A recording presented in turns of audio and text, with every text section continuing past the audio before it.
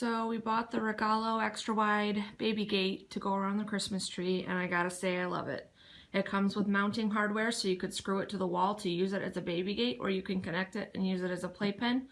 We didn't really want to screw anything into the wall right there because it's kind of in the front of the living room, but it worked really well just being a baby gate.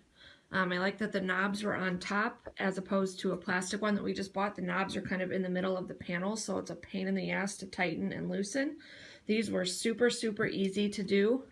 It was no big deal to take it up and tear it down. I really didn't feel that it was that heavy, but it is pretty sturdy, and because it's a thinner metal, when you store it, it doesn't take up that much space.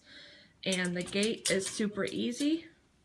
And you can also flip the panel around if you want it to open in or open out, which I like. And I also like that it doesn't look like a crappy plastic bulky baby gate. I'm definitely a fan of this one.